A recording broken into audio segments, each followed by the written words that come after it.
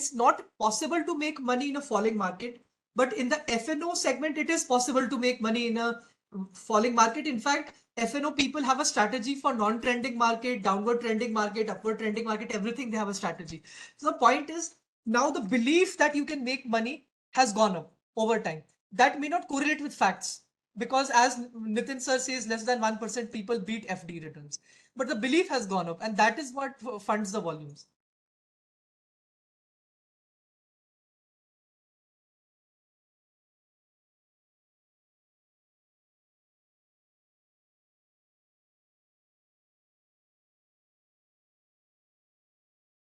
New stock market investors learn it through engaging research. Before we begin, I would request everyone to please keep yourself on mute and switch off the video so that we can have a seamless discussion and soak in all the knowledge. You may type in your questions on the chat box. We'll take breaks in between and take all your questions. So let's begin. Today our guest is Mr. Sahil Sharma. Sahil is a software engineer with a demonstrated history of creating and deploying machine learning algorithms. Skilled in C++ and many other languages, algorithms, and reinforcement learning. Strong engineering professional with a dual degree, Btech plus Mtech, and focused in computer science and engineering from IIT Madras. Sahil has been working with Google for more than 7 years now. Despite being working in the IT profession for a long time, Sahil has developed a deep interest and expertise in finding hidden gems in the small cap space. He openly shares his investment views and opinions about the business he tracks and holds on Twitter. And that is where I discovered him. He has close to 50,000 followers, and I think I have been following him for several months now. And since I really like the way he researched, I requested him, and I'm very happy that he agreed to do this for us. Sahil will present today on, as you can see on your screen, apples and oranges. Sahil, all over to you. I'll keep myself on mute, and my video will also be turned off. However, I'm always there. If you find any problem, I'll chip in. Over to you. Thank you again. Thank you so much, Ankit sir, for having me. I'm excited to share with all the people. And before I start, standard disclaimers that I'm not a SEBI registered advisor, and all the companies and stocks that we discuss are just for the purpose of discussion, and nothing should be construed as a buy or sell advice. So with that, we can move on to the topic at hand. And one thing I've sort of wanted to present for a very long time now is this concept of having to compare and contrast between companies. I think this is one of the hardest jobs that an investor has. So I wanted to share my framework and thoughts around the same. And that is why this talk is titled Apples and Oranges, because I want to share a framework for comparing apples and oranges. And as the tagline says, the scientific art of heterogeneous comparisons, primarily because these are companies which are very, very different. They are in different industries. They are going through different cycles, making different things, services, B2C, B2B, B2G, all kinds of companies, right? Then how do we compare them? And it is worth pointing out at this point that, every company is unique. Every stock and every company is going through its own story. So even though we talk of like the market, it's more like 5,000 different correlated markets in which we operate every day, as far as the equity investor is concerned. But having said all of that, and this slide just shows you a very brief kind of summary of more than 2,000 companies which are above a certain market cap, like 50 or 100 crores, right? And inherently, what every investor is trying to solve is some kind of a ranking problem in investing. The reason is you're trying to say that there are these 2,000 to 5,000 companies, and you want to pick, let's say something between 10 to 100 companies, right? Even the most diversified of investors only have 100, and I think even the most concentrated only have 5 to 10. But essentially, all of them are trying to solve a ranking problem. So just to talk of, incentives and like sort of how size of the AUM or capital dictates our actions. Fund managers who have a very large corpus to manage something like $1 billion or $10 billion, they can focus more on, trying to find whether a given company is in the top half or bottom half of performers, and just try to sort of um, uh, rank down or sort of reject companies which have any one thing which is problematic with them, right? Because they're just trying to delineate between the great. I think someone is saying the sound is not clear. So Ankit sir, can you just confirm if the sound is clear or not? So it is a little muffled, but I think you can check your this thing. But I can hear you. I can understand what you're saying. Maybe I'll try another mic. I mean, I have a different one. So Sure. just If give you me have, like 2 minutes. yeah, if you have a different mic, you may try.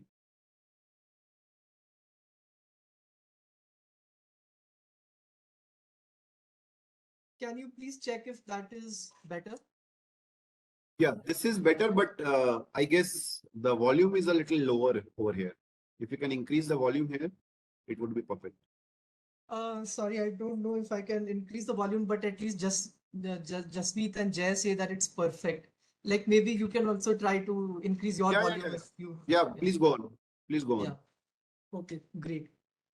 So what I was saying is, inherently in the investing problem and universe, what we're trying to do is rank companies, right? What you see on the screen on the slide is more than 2,000 companies that are listed. And Buffett asks us to start from the A's, but we actually have companies whose names start with like basically digits, right? So there's 20 Micron and there's 3i Infotech. So actually start with the ones, right? Not with the A's. And you end with the Z's, which is I think ZF steering is what I see at the bottom of the screen. The point is we have to pick 10 to 100 companies out of this. Fund managers who have to, let's say pick 50 to 100 companies out of, they're going to limit their universe to NSE 500, then it becomes a slightly easier problem.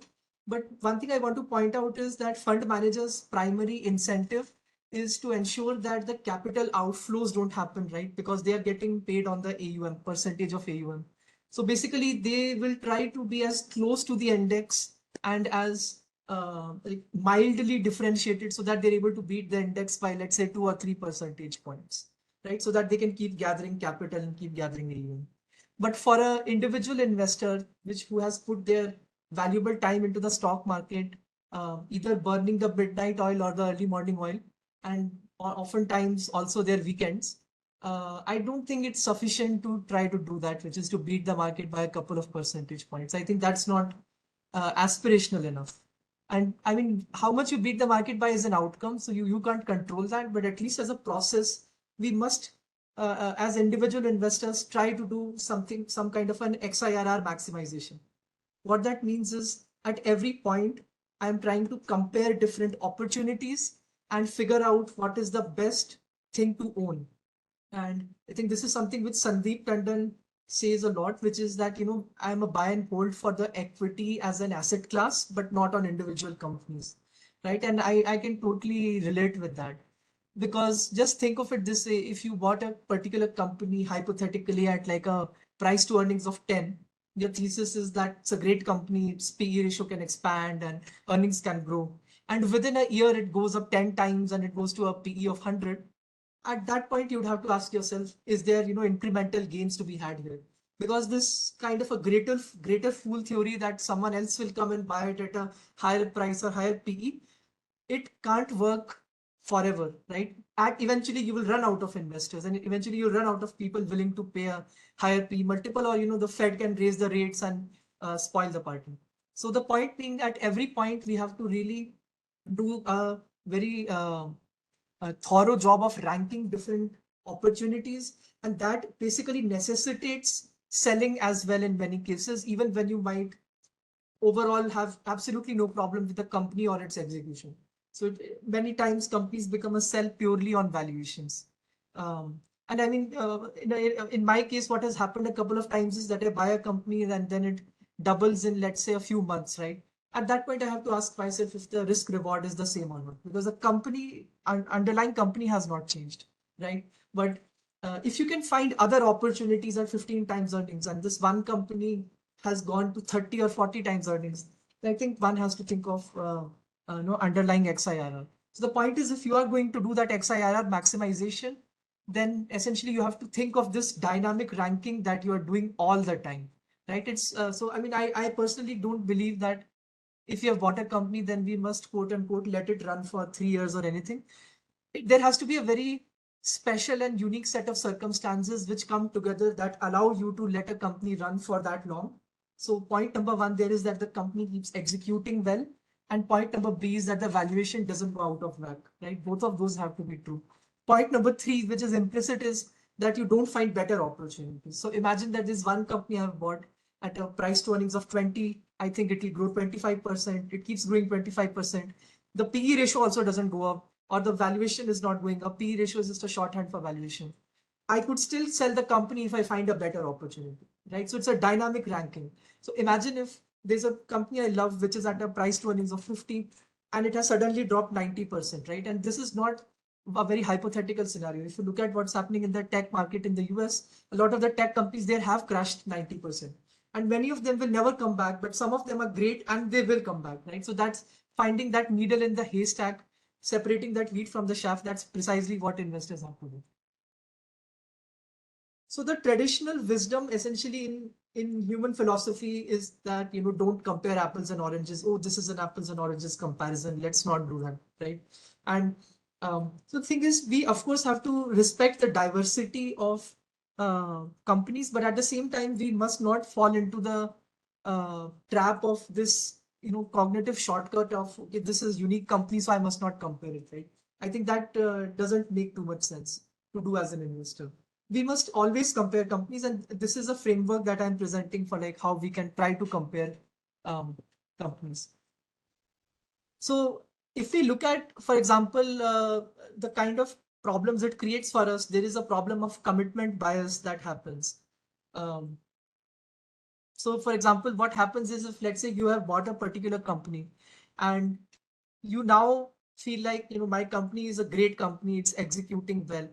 At some point, you are going to end up falling in love with the stock, so to speak, right? And that is some kind of a commitment bias and ownership bias. So I think one way to get over commitment and ownership biases is to sort of always think of this dispassionate ranking framework for companies, that I'm always ranking companies with regard to each other. And, how do I separate the wheat from the chaff? So again, coming back to what I was saying in the previous slide, which is that, this whole letting your winners run, I think to some extent it makes sense, but at the same time, we have to understand that the excess of any good idea actually becomes a bad idea, right? And being able to take that subjective call is important for XIRR maximization. So to be clear, like when we sell in general a company, the claim is not that the company is bad or even that the stock is bad or anything. It's just that the investor might feel that the relative opportunities presented by a dynamic, ever-changing 5,000 dimensional market might be much better, right? There might be other opportunities which are far better risk reward. So with that, I think we will quickly dive into 4 case studies. We'll discuss 4 companies, and then we will discuss the framework for ranking, or like how do we compare them. The reason for doing it this is, first I have to bring the audience on the same table on the companies, and then if we don't understand the company, we can't rank them. So what this slide is saying is, at one point in 2020, you could find a auto ancillary which is part of luxury OEM's value chain. It has 60% gross margin and more than 20% operating margin, and it co-designs and co-develops these parts with bigwigs like BMW, KTM, ZF. These are all large companies, right? And these are large luxury automobiles, right? And this company is growing at 20% and it has 20% ROE, right? So it just ticks all your boxes basically.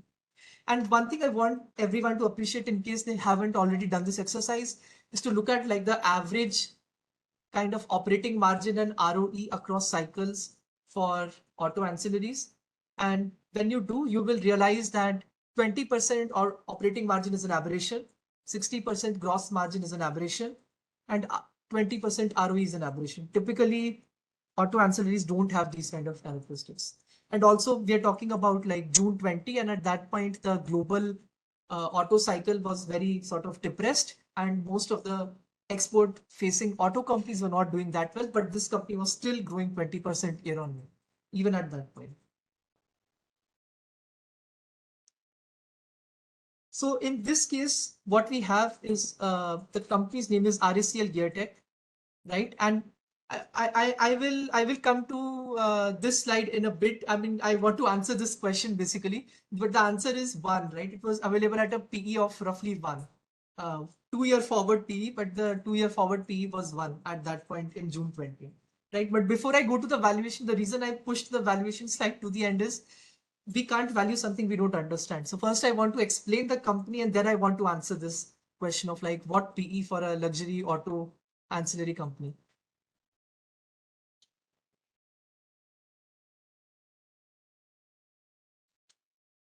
So one thing we have to understand is even though the name of the company is RACL Gear Tech, it actually makes more than just gears, right? And essentially what we're explaining here is that it makes things like balancer shaft assemblies. It makes torque limiters. It makes Sahil, chassis yeah. I can't see your screen now. Oh, okay. Sorry, I didn't realize. Let me present again.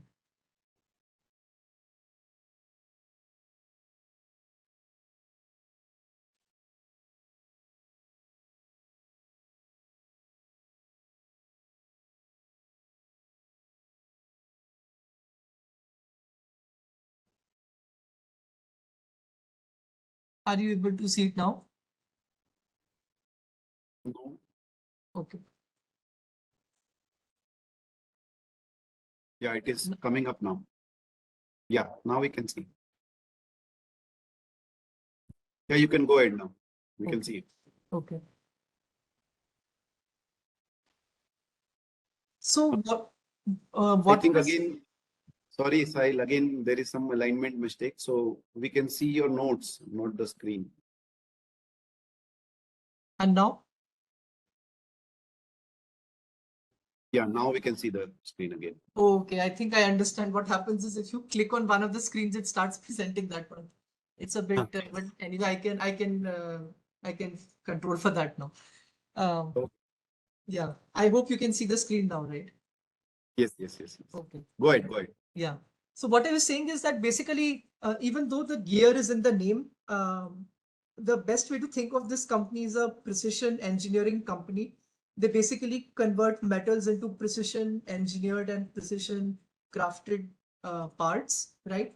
And the reason it's important to understand that it's not just gears is that if you think it's just gears, you might think that the total addressable market is limited, but it's not that limited. For example, everything you see here, including the shaft assembly, is actually made by RACL. So it's not just the gear, but the entire assembly around it, the gearbox, everything, is made by RACL. And now they are also into other kinds of chassis components. So one more thing I want to very clearly point out is that when we are valuing companies and thinking of companies, we are not just thinking of that company in isolation. We are thinking of the entire value chain that it is a part of and how to value and think about that value chain. So think of cash flow flowing from the hands of the consumer down to the different steps of the value chain. For example, in this case, all of these gears go into luxury bikes. These are like $20,000, $50,000 bikes. So you can imagine that these are very, very expensive motorbikes and scooters.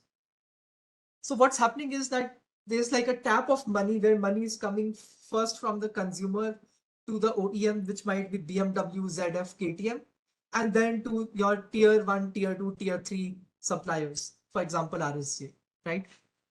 So what you're really valuing is that tap of money or tap of cash. And because of that, what you're able to sort of think about is um, not just what will happen to my company, but what will happen to different components of that value chain, right? So that's how we should think about companies. So the reason I'm saying all that is it's not okay for us to value all auto ancillaries in the same way. Like we can't just say that, every single auto ancillary should be valued on par with each other. We must think about the differentiated quality aspects of that particular company, the value system, value chain it's a part of. For example, in this case, the fact that it's a part of the luxury two-wheeler kind of a value chain implies that there is an extent of recession proofing that happens. And so one thing I want to make very clear is that investing is about tying in numbers and narratives. So everything is a narrative until it meets with reality.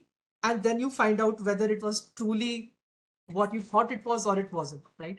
So in this case, let's say there is a narrative that, it's a part of luxury OEM value chains, and that because of that, there is a amount of recession proofing that happens. But the only way to actually prove that is to see a recession and then see how the company performs during that recession, right? Because the proof of the pudding is in the pudding itself. So that's basically what we see live in front of us right now, that there is a recession going on worldwide. And during this recession, you can see that RACL is still growing 20-30%, and that their customers are not cutting down or pulling back on their estimates, but rather increasing and growing their estimates for sourcing from RACL. So just to give one example, one of their customers, ZF, which I think today sources around $200 to $300 million worth of auto components from India, wants to increase that to $2 to $3 billion by 2030. So they want to increase this sourcing from India by 10x in the next 8 years. And of course, suppliers like RACL will benefit when that happens. Another interesting qualitative insight, for example, on RACL is that it was the first company to export gears to Japanese OEMs. And we know this from our reading and study across industries, that the Japanese OEMs and in general, Japanese entrepreneurs tend to be the most demanding. And because of that, when a company is part of the Japanese value chains, that is something to look at and take notice of. For example, Neogen has also done a tie-up with, I think, Mitsubishi or one of the Japanese innovators for the electrolytes, electric vehicle battery electrolytes. And similarly, if you look at some of the original innovators that PI Industries had partnered with in 2010 and 11, those are also Japanese innovators. So we know that as a mental model now that, Japanese OEMs are demanding. They have an extremely high quality bar, quality threshold, and being able to meet that is a big deal in and of itself. And similarly, for example, this company, I think when they started exporting to this OEM called KTM, if I remember correctly, it's a Korean luxury OEM. When they started exporting, I think they were doing like 1 or 2 gears for them, and now they are doing like 100 different gears. So it's not just that the number of clients have grown, but even inside of a client, the wallet share and the amount of trust that they have built has grown over time, right? And a lot of these parts are sort of co-designed with the end product itself. So let's say BMW is coming out with a new EV scooter, right? They're going to put a lot of design and development and validation into building that scooter, right? And RACL is involved in all the stages there. So for example, when you look at all this, as investors, we used to ask them that where is the R&D spend? Why don't we see the R&D spend? There was an interesting example they gave in the con call that we do have R&D spends, but it's primarily in the form of our employee costs, because a lot of the employees are deeply embedded in the value chain for the OEM. They're co-designing some of these parts for their end product. So we know, for example, that it takes 3 to 5 years for some of these designing and validation and the complete life cycle to happen. And these are the kind of basically competitive advantages that we see RACL having. That, you have to co-develop, co-design this with the OEM, which means there has to be a lot of trust. It's not a transactional relationship, right? And the fact that it takes 3 to 5 years, there is some kind of a lock-in that happens because of that, right? They can't just switch a supplier randomly in the middle.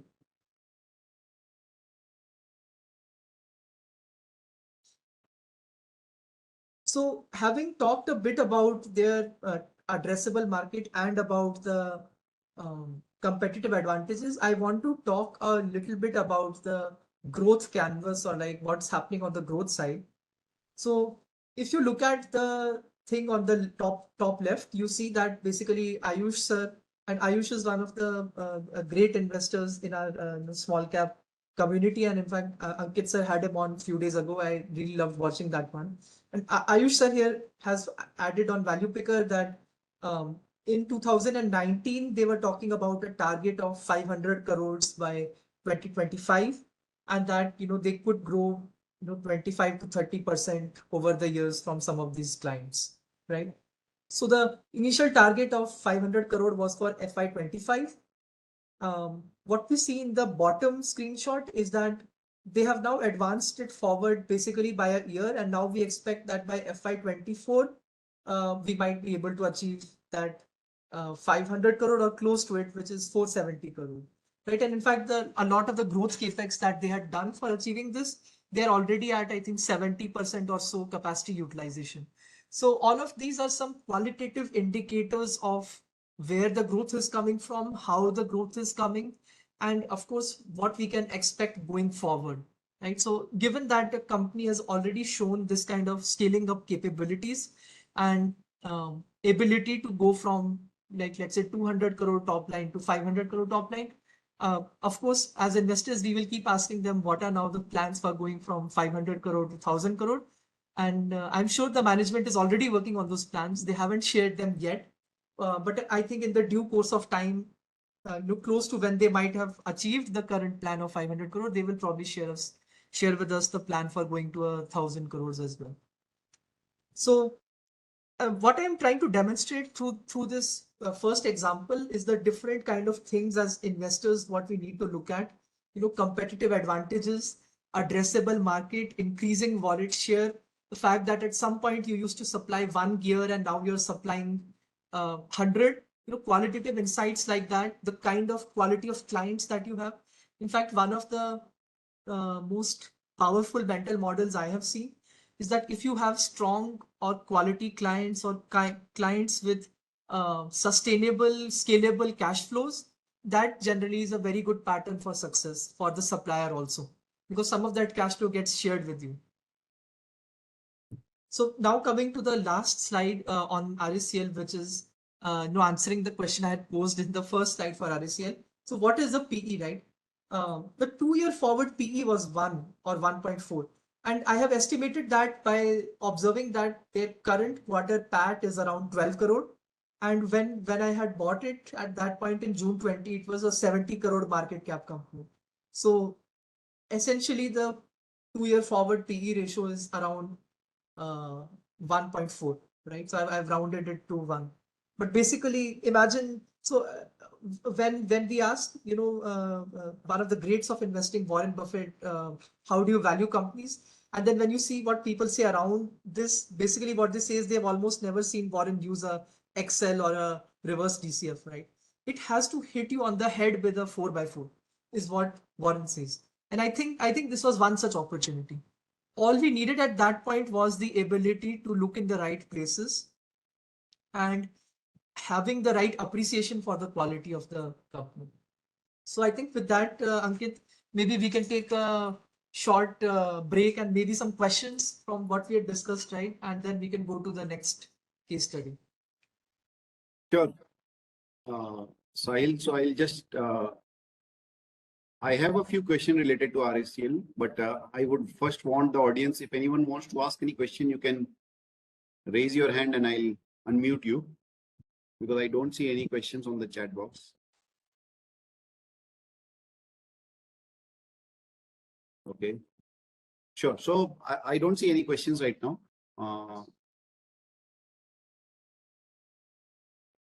Yeah. So Bhajan, you have raised your hand. I have unmuted you. You may go ahead. Hello, Yeah, sir. go ahead. Sir, how you filtered this company back 2 years ago? So, I mean, essentially, see what happens is there are multiple ways. In fact, I've written a whole thread on like how one can do that or how I had done it. Two ways, right? Two very clear ways. One, specifically, especially in bear markets, we should just write a lot of screens. So I literally wrote a screener which said, show me companies which have grown 15% in the last 1 year, 3 year, and so forth, which have at least a 15% ROCE and a single digit PE multiple, right? And I generally put a market cap filter also that it should be something between 100 and 2000 crore market cap, because in that way we find companies which might not already be appreciated by the market. And when I do that, I get like 100 companies and then you just quickly go through all of them. So one of the very initial screens I have on top of screener is I look for the value picker thread of that company. If I know that there is a value picker thread, that's a big bonus for me, because that means I don't actually have to go through a lot of years of annual report as the first thing, right? I can just go through the value picker thread, which might take me 2 to 3 hours to go over 10 years of history, or how many ever years of history we have.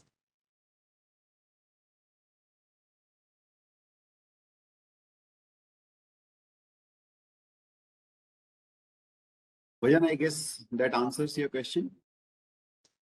Yes, thank you. So now I see a few questions on the chat box, so I'll take them. So Shashikant asks, why do RACL and other auto ancillaries have better ROC? Is it due to less depreciation and high fixed asset turn? Is ROC actually a good metric? I think that's a very wonderful question, and it strikes at the heart of uh, being able to understand businesses. So one thing that we have to understand in general, if I can give a parallel, that the GDP growth of a country is an outcome. It's not an input, right? You cannot plan for 7% growth. What you can do is to create the policy framework that allows that kind of growth. And similarly, if so, that's macroeconomic. And now coming to microeconomics, if you look at companies, ROCE and ROE are the outcomes of the business capabilities, and most importantly, something known as Porter's five forces. So if you look at basically what is a business, it is a competition for profit pools, right? And in fact, you might think in a first level of approximation that your competition is with other people selling gears, right? But that's not the case.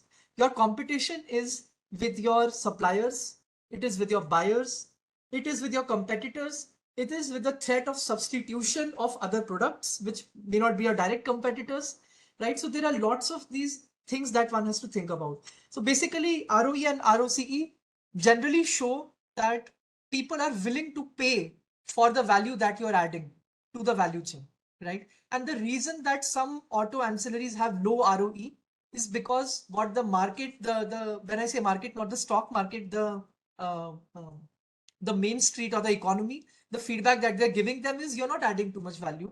This can be done by 10 different companies. So why must I pay you a premium, right? But if we look at the kind of precision engineering skills RACL has there, so basically they need to be able to make these gears to the precision of microns, right? It has to be the precisely right size of the gear. You can't make it to the precision of even a millimeter, right? So those kind of skills are rare, and that is why companies are willing to pay for it. And there's another way to think about it, right? If you think about it from the viewpoint of BMW or KTM, they're going to sell a $20,000 or euro bike, right? Perhaps the amount of these gears and gear shaft assemblies might be, let's say, 2% of that $2,000. $20,000. That's still not a lot. That's like $400. Imagine that RSCL says, I don't want $400 for these gears. I want $440. BMW will say, okay, that's okay with me, because the overall product cost doesn't go up that much. Number one. Number two, it's a critical application. If the gear fails, then your bike can crash, and basically they don't want that either. And number three, it's the willingness of the end consumer to pay. So, I mean, that is why we must always value, I think, in my opinion, companies that are part of value chains where the end consumer has a high willingness to pay, right? For example, if you look at Tesla's, any company which is a part of Tesla was always valued very highly, precisely because the Tesla end consumer was willing to pay for it. Similarly, any company which is a part of the iPhone value chain also gets valued highly, precisely because iPhone users are willing to pay for it, right? That willingness to pay is what leads to the higher ROCEs and ROEs.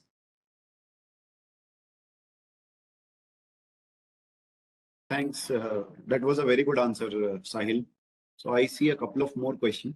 So one question is again related to RACL per se. When will your thesis of, so Ashwin asked this question, when will your thesis of RACL go for a toss? Few points, as in he's asking for an antithesis of RACL. Yeah. So, I mean, there are lots of things which can go wrong, right? So I think one of the most important things to appreciate is that the businesses are extremely dynamic. We just have a very rough and approximate view of what's happening, right? It's not possible for anyone to model precisely what is happening at any point in any industry or even for a company. The reason is there are so many moving parts which we can't even, fully cognitively understand. In this case, for example, there could be some gear maker coming up in Thailand with the aspirations of being able to supply to KTM and BMW at 1/5 the cost, right? And if they are really able to crack that, then RACL thesis goes for a toss. So I think the first thing is to have the intellectual humility to know that the thesis can go wrong, right? And then the second thing is we have to either look for the numbers to come. So for example, if they stop delivering good numbers either on growth or on ROE, that would be a clear breaking down of the thesis. The second thing which I'm personally worried about as an investor is that, if you look at the way that the end market is moving to EV and what they are able to do for EV, or let's say the gear agnostic part of the portfolio, right? That is one thing that I'm tracking like a hawk. Because the worry is, let's say in the next 5 to 7 years, if the end market completely shifts to EV, then one thing that will happen is that the number of gears required will go down dramatically, right? And even though RACL says that the precision of the gears will go up because we want it to be a noiseless vehicle, so it has to be even more precise. But I don't think that they will be able to compensate for the volume drop by increasing the gross margins or the gross profits per gear. So that basically the volume falling off a cliff is another big antithesis. But I think one more thing to keep in mind is these are extremely small companies. Even if it does 500 crore of revenue, it's not a lot, right? And I think the canvas is large. Even in this space of where they operate, there's probably enough headroom for like $1 billion of outsourcing, right? So what that means is it's possible that that billion goes to $500 million, but RACL expands from 500 crore to 1,000 crore. So like I was saying, it's a very dynamic thing, right? It's possible that the overall industry shrinks, but in that shrinking industry, one of the efficient players is able to gain market share. So we have to basically look at the balance of these factors all the time. Thanks, Sahil. So Shashikant asks how to understand the terminal value of a company. As in, let's say there is any company in the sunset industry. For example, he says that RACL is here in the powertrain agnostic business. How to value a company which works only in, let's say, IC engine sector? So in response to this, I will, and my investing journey, of course, is very early. Like I'm still early in that journey. I'm only like hardly like 4 years of practicing and maybe 6 years of reading, because for the first couple of years I just used to read a lot of understanding this space, right? So I'm going to heavily quote from the giants of the investing world. So one quote that comes to mind is Vijay Kedia sir's quote, that I will stay out of the sunset industry at any cost, and I will stay inside a sunrise industry at any cost. So basically, when we come to risks, there are two ways to manage risk. One is to choose to not manage a risk, to say that I will not get exposed to this risk at all, right? So personally, the way I think about it is any kind of sunset industry, I'm not interested in, right? So that's the simple answer. Sure, Sahil. So I'll ask one last question and then maybe you can go to your presentation. Shivam asked this question. How do you evaluate companies in industries that you are not familiar with? And what are some of the key factors you look for when assessing new investment opportunities? Since understanding and researching about a company can take months, and then there's a chance the opportunity is gone. So how to act in this scenario? I think it's a very relevant and practical question. Yeah. Right. So can you repeat the first part once more? So he's saying, how do you tackle or how do you try to understand, evaluate companies where you're not familiar with? What are the key factors you look for while assessing investment? Right. So actually, that's a great question. And one thing I want to add is that, like, first thing that we have to do is to understand the value chain of the company. It's not just about understanding a company, but rather the value chain. So one clear thing that we can do is to study the industry leaders to understand what's happening at the top. The second thing, of course, we can do is to understand that company by reading its annual report, by reading its investor presentations. But I think equally important and slightly open-ended thing that has to be done is to understand it from the industry participants. So let's say distributors, clients, suppliers. And just to be clear, this is, like you rightly said, an open-ended process that takes months and months and months. For example, one of the companies called Xpro, which I was researching, and I made a thread about it. I'm still, talking to their clients. So I'm talking to their clients and I'm asking them, why do you buy, capacitor films from Xpro? Why not buy it from their competitors? So this is always an open-ended kind of a process. But I do want to point out that there is this thing which applies, which is called Pareto principle or the power law, where basically 80% of the understanding can potentially come in 20% of the time, but that end 20% might take, 80% of the time to come. So I think that was a very roundabout answer. So I think the second part of your question, answering that will help clarify the first part as well, which is what do I look for in a company? So I think the first thing is I want to be able to predict the cash flows and the profit pools and the evolution of those cash flows and profit pools. So, without taking names, I was evaluating a company. What I figured out is that what it makes is nothing unique, and that exact same product is made by 10 other companies and they're indistinguishable, right? I'm not interested in that because then it becomes very hard to predict how this thing will pan out, right?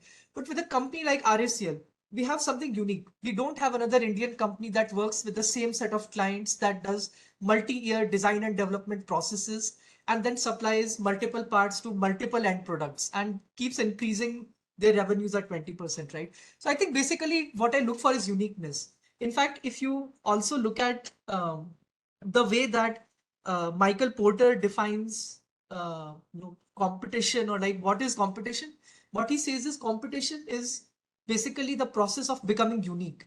Every company must understand in what way am I unique and in what way can I add value to my user's life that other companies can't add. So basically what I look for is uniqueness in a company. Thanks, Sahil. That really helped. And I think you can go back to your presentation now. Sure. Because it's 11:43 already. Yeah. Yeah. So the next company I'm going to discuss is something called Shivalik Bimetals. And I think I've become a little faster now and we can do two companies at least and then look at the Q&A so that, we can cover everything. So coming back to the very last question, because that beautifully also plays into the way that the slide deck is structured in general. The very first thing I want to understand for a company are its competitive advantages, or like what makes this company unique, right? If there is no uniqueness in the company, then I am less interested in the company. So which is why the first slide for every company will be what is unique about that company, right? For example, for Shivalik Bimetals, they make something called shunt resistors. So these are basically ultra low ohmic shunt resistors. They can measure very low amperage currents. And these are used in something called battery management systems in electric vehicles. So imagine that you have purchased a $50,000 Tesla that might have a battery management system hypothetically for $1,000 made by a company like Hella or Continental. Now that battery management system needs an ability to measure how much current is going through the battery to be able to understand that it's functioning as per the requirements, that either more current is not going or less current is not going. So that current measuring device is called I think it's called a current sensing module, and the core part of that is known as a shunt resistor. Those shunt resistors are what Shivalik Bimetal makes. So the shunt resistor is a relatively newer product that they have started. And one of the older products that they have is called a thermostatic bimetal. The thermostatic bimetal is basically used in things like these kind of switch gears, and they allow you to sort of break the circuit in case that higher current goes. So in the first case, it was about measuring the current. In second case, it's about breaking the circuit and ensuring safety in case that high current moves.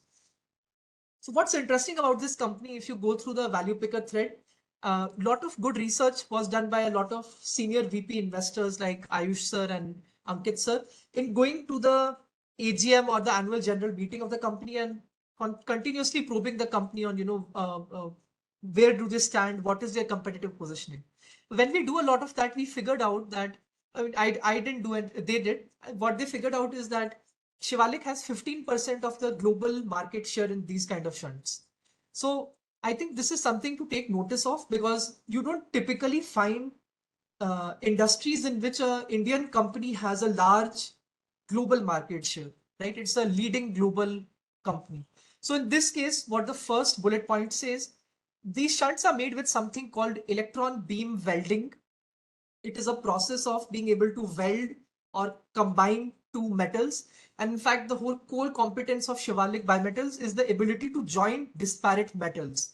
So imagine if you give them copper and silver, they will be able to join it in a way that it retains its electrical or thermostatic properties, right? So in fact, that is why this is a very skilled kind of a job, because if you don't join the metals properly, it may not retain its exact electrical properties that you want. For example, the ability to measure current while having low temperature sensitivity in ultra low ohmic applications.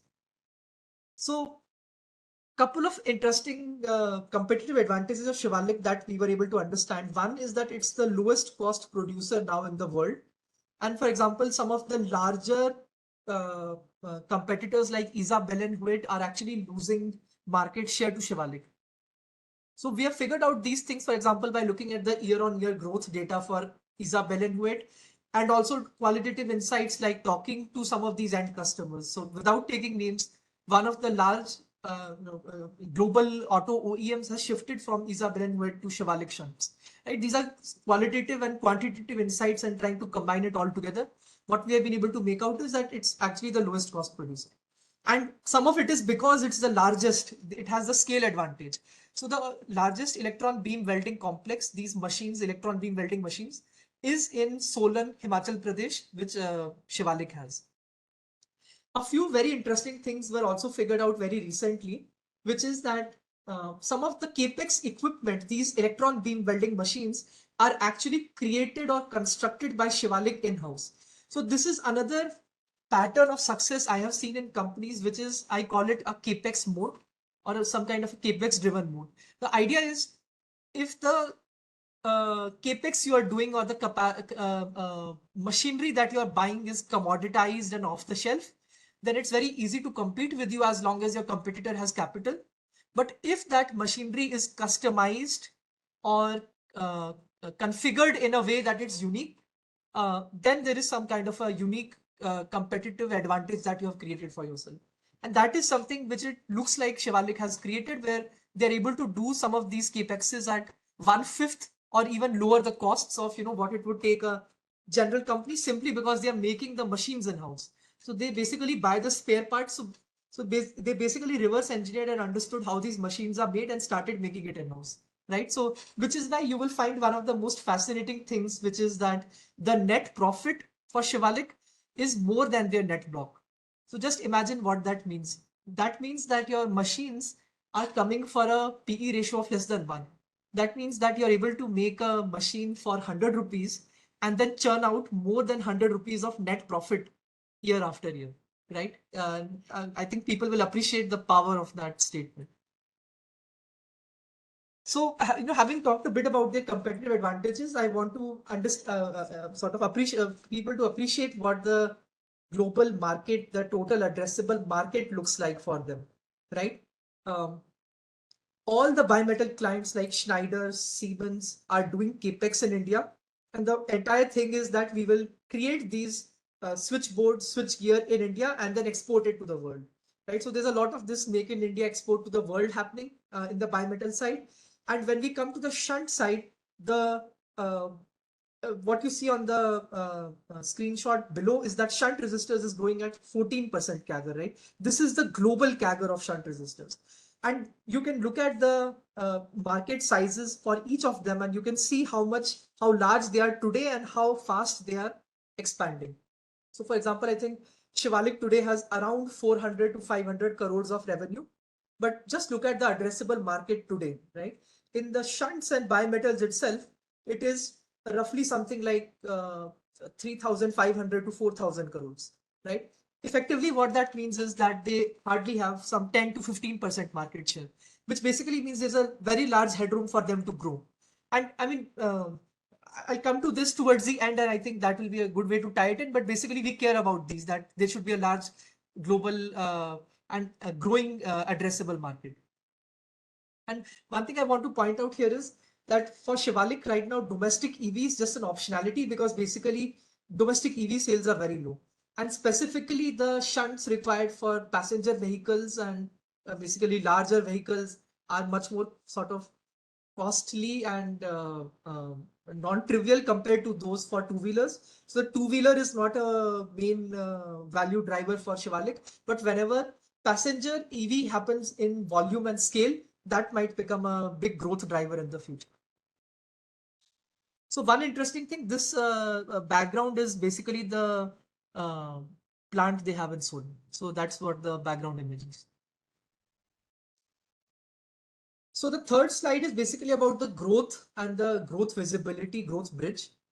So they have done major capex of 75 crore in the last 2 to 3 years, and they will spend 20 to 30 years in the next couple of years or 3 years to basically optimize and improve the productivity, debottlenecking. And majority of this 100 crore capex has been done in the past 3 years, right? And now what Shivalik said, this was one of the interesting things which came out recently, is that the current capacity they have has the capability to generate 1600 crore revenue.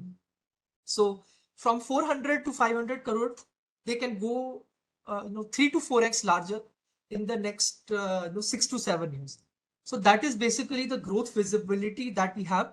And what they have also said in some of these investor meetings is that I think 60 to 70% of the capacities are already contracted out, meaning that there is a low probability of disruption on that side. Those are committed capacities because of which they have done the capex.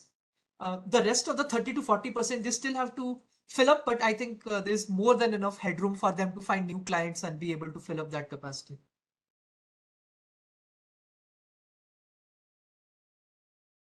So on valuation, one thing I want to people to appreciate is that at least in my framework, companies like Shivalik don't come very often. Companies which are Indian and global market leaders, where it's a virtual monopoly in India and a very large player and large and growing player in the global market share, right? So which is why I was happy to take a position even at 30 times earnings, because my thesis was that this 30 times earnings might look more like 22 to 24 times basis FY23 or 24 earnings. It is definitely, in my opinion, a much stronger industry structure. Basically, the distribution of cash flows across the industry are favoring Shivalik versus other players. And that can be seen just by looking at their ROE and ROC and comparing it to other players in the value chain. For example, one of their clients, Vishay, is listed. So we can compare with Vishay's ROE and ROC. And so the last statement is something I was pointing out earlier, and these are the kind of things which should make us sit up and take notice that, if the net profit is more than the net block, clearly something is going on. Because what that means is the person selling the capex equipment can't just deploy it. Otherwise, they would not sell it. They would just deploy it and keep generating the value of the capex every year in profits. So with that, I have covered Shivalik Bimetals. And I want to cover Saregama now. And Ankit sir, if it's okay, I think I want to continue with Saregama, and then we can take questions together for both. Sure, no problem. No problem. Go ahead. Yeah. So the next company that we are going to cover is called Saregama. What you see in the background are some of the intellectual property that they own. For example, you can look at Diljit Dosanjh. You can look at Sanjay Leela Bhalsari's Sukoon. So basically, all of these kind of intellectual property is what Saregama owns. So just to quickly explain their business model, anytime you listen to a song on, let's say, YouTube or Spotify that is owned by Saregama, for example, some of the Lata Mangeshkar songs, Mohammed Rafi songs, these are owned by Saregama. So whenever you listen to this song, 10 paisa or so roughly per stream goes to Saregama. So every time you listen, you end up paying Saregama. Now the reason, in my understanding, this is the best business model I have ever seen, is that the capex that you did multiple decades ago is still yielding profits for you, right? It basically never goes away. It literally never goes away. The reason for it is songs create an emotional connect with their end user, right? And in fact, you'll find this one common thread in multiple companies that I am interested in, that what they produce is not easily substitutable by another company. For example, if as an end user you are used to, or you are emotionally attached to Mohammed Rafi or Lata Mangeshkar, if I were to tell you that don't listen to these guys, listen to this third singer, you're going to say that no, how can I do that? I like my singers and I like listening to their songs, right? So there's an emotional connect here. It's not just a transactional relationship, and because of that, they are able to see something like a 51% PBT margin in the music streaming part of the business. So 51% PBT margin is again extremely rare, is what you can see, looking at all the listed companies. So basically what Saregama is getting paid for is that monopoly on your emotions. That like whenever you want to hear a sad song, you will come and listen to, I don't actually listen to sad songs, so I don't know, but one of the singers that they have, right? And that's what they get paid for. So they have a very large corpus of 1.42 lakh songs. This has been built over many, many, many decades. In fact, for some time between, let's say, 2000 and 2020, they didn't do that much investment into building the corpus of songs. So in that period, you will find that they don't have that much IP. And in fact, T-Series did very well in that 2 decades. But before that, Saregama did a lot of capex and owns a lot of songs. The reason this matters is every year, hardly something like 500 to 2000 songs can get released every year, right? So even if a new player were to come in and try and build up and try and compete, they just cannot do it. It's one of the existing players which can try to level up, do merger and acquisition and stuff, right? A new player simply cannot come in because you can create a new song, but why would people listen to it, right? And even if you were to acquire all the songs, all the Bollywood songs, all the Telugu songs, Tamil songs that get released every year, it would still take you many, many decades to build a library that can compete with Saregama's scale. So, I mean, of course, this shows up in ROCE as well, where their music streaming segment ROCE is 90%, right? Which is again very similar to the Shivalik thing, where like the capital you deploy is coming back every year, right? That's basically what it means. And this is a rare thing. You won't find this typically in businesses. So then, let's try to understand the addressable market for Saregama. Like, why do we think that they have not yet tapped into a large part of the market? So there are 900 million internet users in Bharat, something like 90 crore, and only 30 crore are actually streaming today, who are doing music streaming. There's one way to verify this. So T-Series is the largest YouTube channel on earth now. And you can see that their subscribers are roughly 30 crores, right? So of course it could go up and down, but it's roughly of that order of magnitude. So not only for Saregama, who has a much lower YouTube subscriber base, but even for T-Series, which is the industry leader, there is at least a 3x expansion that can happen over the next a decade or so. Another interesting value driver to understand for Saregama is that 99% of the people that listen to the Saregama songs today is what is known as ad supported streaming. What that means is Saregama will show you an ad, and for that, I mean, basically the underlying platform like YouTube will show an ad, and then Saregama gets paid from that money that the advertiser is paying YouTube, right? And that works out to like 10 paisa per stream. Now, if users were to migrate to paying subscriptions. For example, if you buy YouTube Premium, Spotify Premium, and so on and so forth. And just for comparison, the world has like 40 to 50% paying subscribers. And the reason we know this is you can look at the P&L for Spotify. So Spotify is listed, and you can see that 40 to 50% of their consumers are sort of paying for the subscription, right? These subscription paying people are like, I think 5 to 10 times more profitable for Spotify. So effectively what that means for Saregama is, I mean, today less than 1% of streamers in India are paying subscribers, but if they can go to 10%, then that can be a significant jump in revenues and earnings for Saregama, and at zero incremental cost to them.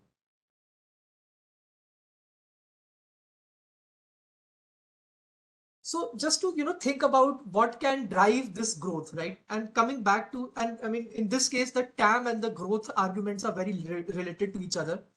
You can see that T Series has like 24 crore YouTube subscribers. Saregama only has 3.3 crore YouTube subscribers, right? In fact, even this number has grown significantly in the last, let's say, couple of years. But it has a very large growth runway in front of it, right? So this is the argument for Saregama, that basically incrementally people will keep listening to songs, they will like the songs, they will subscribe, and that creates a virtuous cycle or a some kind of a Lollapalooza effect. So this is the Spotify financials, and the reason I put it here is just for us to appreciate the financials of premium and ad supported kind of content, right? What you can see is the total monthly active users in the fourth quarter of 2022 is 489. Roughly 200 are premium, 295 are ad supported monthly active users, right? So I think roughly 40% are premium, right? But look at the financials. The premium is responsible for 90% of the revenues, even though they are something like 40% of the subscriber base. So that clearly tells you the asymmetry in the two, right? And I think if you do the math, you'll figure out that a premium subscriber is worth 10 times more or something. So there is another reason I put this P&L. If you look at the gross margin and operating margin of Spotify, right? This is where you're able to appreciate the distribution of value across the value chain of Saregama. And basically the IP owners are the ones that are making all the profit margins. So 51% PBT margin for Saregama, 90% ROC for Saregama, and for Spotify, which is some kind of a global monopoly on music distribution, has like 25% gross margin and minus 7% operating margin. So last thing on earnings. So at one point, I definitely used to own Saregama, but one thing which I was able to foresee, and I think some of this came from having made mistakes in other companies like Vaibhav Global, is that there is going to be a slowdown in the growth of users and subscribers and views and revenues.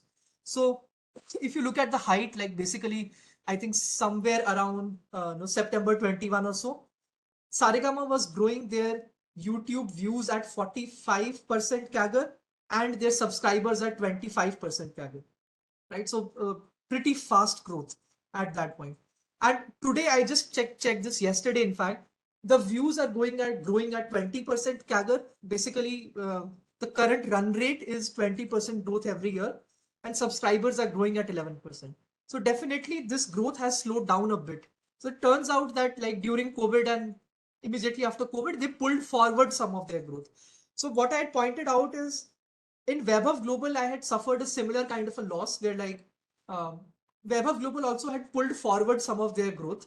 So in this case, I was able to appreciate that, when it was around 45 to 50 times earnings, I couldn't appreciate the slowdown in growth. And so I was able to sell out. So today it's at 36 times earnings. And I still feel that it's one of the best industry structures I've seen where like capex you did 4 decades ago is still yielding profits, and it will continue to yield profits until your user base is alive because of the emotional connect. And the other fascinating thing is they can do a large number of remixes of these songs. So imagine that, Mohammed Rafi did a song 30 years ago, 40 years ago. They are able to do a remix today, and then they own the IP rights for the remix, right? So they're able to continue forward that legacy basically forever. So with that, I think we are at the end of company number 3, and we can maybe take some questions. Otherwise, we can go to the next company. So, Sahil, as you say, do you want to complete the whole presentation or shall we take some questions? I'm okay either way, whatever you prefer. Okay, so I'll take some questions now then. So, Sahil, it is related to, the question is related to RACL, but the point which you mentioned about Saregama just now, it is some way related to that as well. And you mentioned Ayush ji's name 2-3 times, and this question comes from him only. So let me just read out the question. Just give me a moment. So the question is, will you ever get out of a company like RACL if it stops growing despite the deep insights on the quality of business you have? Most certainly. And I mean, that's exactly what I did for Saregama, right? So let me be very emphatic in saying this. For people that are willing to sit through large drawdowns, which are a characteristic of any small cap or mid cap, regardless of how much wealth it has created, there are severe drawdowns of 60, 70, 80% when the growth stops or if market stops believing in the company, right? The point is, as a small investor, as an agile small retail investor, we really don't have to. If we have the business insight to understand that the growth has gone away for a year, 2 years, or some amount of time, we don't have to sit through it. So that's what I believe. And I've done this a few times now. I think, in fact, I was just looking at all my cells. I think as far as my understanding and my tracking goes, every company I have ever sold, the price has not gone above that. So the reason for it, of course, is we are in a bear market, but a lot of times I sell into euphoria. So for example, Polymedicure, one of the wonderful companies. And in fact, if it's okay, I'll just quickly go to screener because I don't think this is something people might appreciate otherwise. They might think Polymedicure kya obscure C company hai, but I just want us to appreciate what a beautiful company this is. So look at the sales growth from 2005, and quarter on quarter they have grown like an FMCG company, right? Look at the consistency of cash flows, consistency of profits, consistency of growth. It hasn't grown a lot. It's like 15% CAGR, but very consistent 15% CAGR, right? So during COVID, this company was available at like 25 times earnings, and I thought it made sense to own it. But then it went to 90 times earnings, 70 times earnings, right? And at that point, it didn't make sense for me. That's when I sold, and it's still around that 900 rupees basically. So one thing I want to point out is I do want to sell into euphoria and obnoxiously high valuations. And of course, if the thesis has broken down in terms of the growth going away, I think specifically for a young investor, it's important to sell because otherwise we are overestimating our own abilities, right? I think I know what's going to happen, but do I really know? Of course I don't. The point is, if I sell it today, it allows me time to recuperate, think again, slowly see how it's evolving. And if my thesis is intact, I can always come back. That's the way I think about it. Good point, Sahil. So just a follow-up on this. Again, this question is partly asked by Ayush ji and partly by me. So till now, what you have given the examples are where the companies have actually the share price has not gone up. That is what you are saying. But there could be a case where for maybe a year or so, the growth stalls, but then company consistently gives you a very high growth. Do you think you will be able to get back into the company like you mentioned about Saregama also? That is the next example. So the next example is Angel One, where I first made a 4 to 5x, and I have again taken a large position. So the answer is an emphatic yes, and we will definitely go into it next slide onward. Okay, great. So what we can do in that case, you can continue with your Angel One presentation, and then we'll take up all the other questions. Yeah. Okay, since we have discussed about Angel right now, you can take that forward. Definitely. In fact, that's a great question, and I mean that's one of the antithesis I hear for selling out, that you may not be able to come back. So I think basically before I go deeper into the business, I want to give some insight into like how it turned out for me. when I read about Angel, one thing was very clear that we were seeing a big boom in broking and FNO revenues and cash flows for brokers around, I think, May 21 or so. And you could see that it's growing extremely fast. There's a fast, scorching kind of pace of growth. And I think around that time, it was not very demanding valuations either. It was around 10 times earnings or so. And so I thought that it makes all the sense. It's all the risk reward is in our favor. In fact, that was the period in time where they first said that, we will also apply for a AMC license. So I thought that that's a very, very nice optionality to have, right? And I'll quickly go into the company also, but I want to point out that at one point, what happened is that Angel growth stopped, right? And the great thing about Angel is that they give out monthly updates. So you can see the growth stopping live basically, in on April 3, you'll realize that March can the growth didn't happen, right? That the growth story has stopped. So that was the point that at which I thought that, if the growth has stopped, no point in me, continuing to be there. And I was able to sell out. But very recently, it looks like the growth has picked up again. And in fact, the concerns of growth slowdown have been more than the actual slowdown in growth in the case of Angel, right? So that's why I was able to take a position again. So I think we'll once we discuss the company, I think we'll be able to appreciate this more. So let's start with the company and understand like what it does. So Angel One is one of the traditional brokers.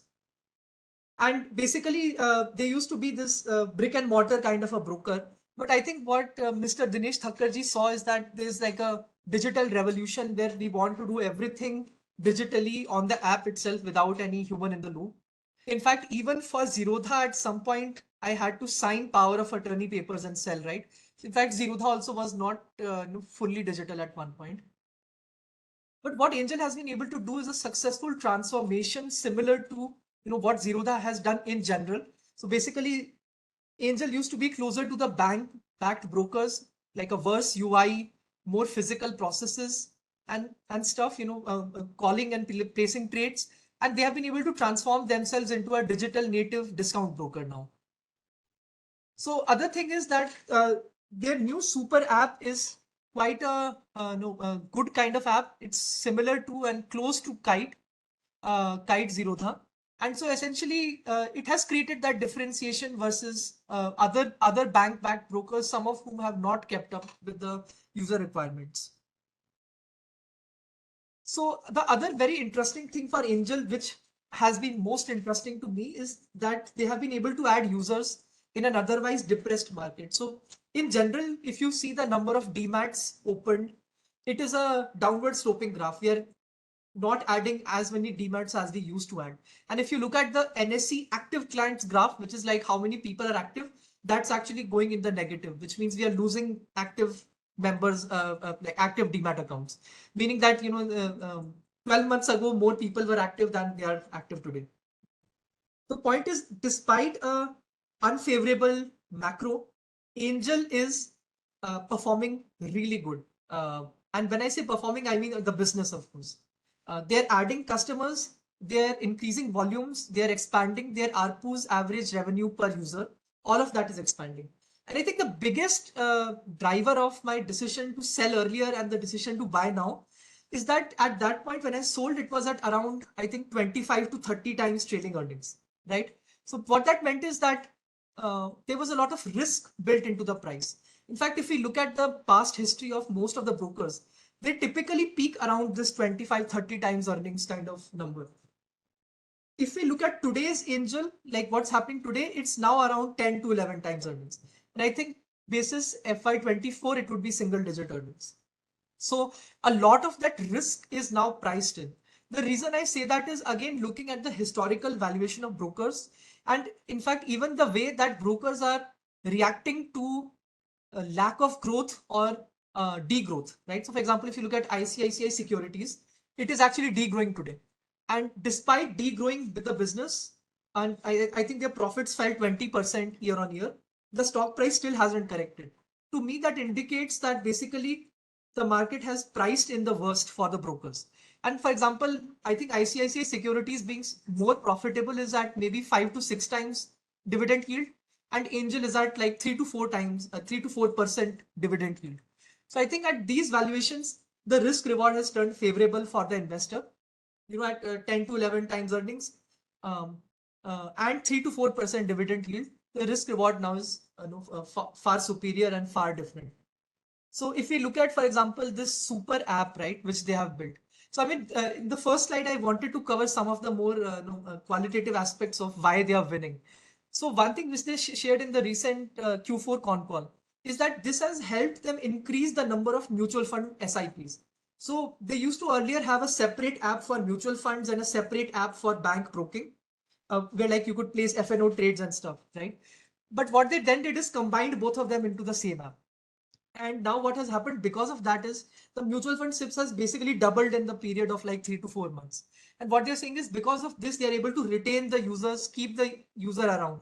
And the logic is if the user has to go somewhere else for their mutual fund, then you have lost the user and their attention, right? You want the user to come to Angel for all their financial needs. I mean, that's what Angel is thinking about. So I first want to make a slide which I think to many people will appear a bit controversial, but I think this is the way I look at it. So a lot of antithesis I hear about Angel and in general brokers is that, FNO is like people are losing money in FNO and why will they continue to do FNO? I want us to look at a few data points to understand why people behave in the way that they behave. If you look at the top left corner, the average lottery spending by Americans was something like $230 per capita in 2018. That means they spent something like 16 or 14,000 rupees per person per year in playing lottery, right? And on an aggregate, I think that would be something like $80 billion for their 300 million population. So $80 billion ka to Americans have played lottery in 2018, right? The chances of winning in lottery are basically non-existent. I mean, very, very, very, very, very rare, right? And despite that, people still continue to play lottery year after year, right? Why do they do that? The reason is there is an emotional appeal and aspect of this, which is the what if I'm lucky? What if I get lucky? What if I can, break out of this cycle of either poverty or sort of middle classness or whatever. So the way people try to resolve it is let me buy a lottery ticket. If the luck is in my favor, then I will break out of this. Right? And the emotional appeal of that is something you can't substitute with logic, which is what when we think as investors, we're thinking this is a money losing position. Why should I take it? But that's not how the average person is thinking. The way they're thinking is in terms of a lottery. So I asked a question to people yesterday on Twitter that just for the traders, and this is something Nitin Kamath, who's the CEO of Zerodha, has shared, that less than 1% active traders beat bank FDs, right? So I asked people, are you in the top 1%? Right? And I mean, half of them basically don't trade. So you can throw them away from the pool. But out of the other half of them think that they're in the top 1%, right? And many of the comments were that, I don't track it, right? So my point is people will always overestimate their ability to do well. And that is the reason that things like FNO will continue for a very long period of time. And I mean, I have the data in the next slide as well. If you look at more developed markets like China and America, they have been around for, I mean, America has been around for a century and China for at least 3 to 4 decades, right? Despite being around for that long, it's not like the FNO activity has gone down dramatically. In fact, if you look at the period of time they're talking about, it has gone up, multifold. Um, one interesting aspect of all of this in USA, these lotteries are used to fund social security. So a lot of the states and even at a national level, they run the lottery. Whatever earnings they get, they spend it back on public. So that's a wonderful way to fund social security. And in fact, it seems to me like the Indian government is doing the same through securities and transaction taxes and charges. Because the idea is people are going to play lottery. Let's charge them for playing the lottery, and whatever we get, we can then spend it back on the people, right? So there's a pattern here to like how these things are happening. So then I want to talk a little bit about the growth aspect of it, right? So what Mr. Nitin Kamath has pointed out here is that there are 9 crore DMATs, but they are not unique. The unique number is 6 crore. And the active DMATs with holdings less than 10K is less than 3 crore. I mean, more than 10K is 3 crore and less than 10K is also 3 crore.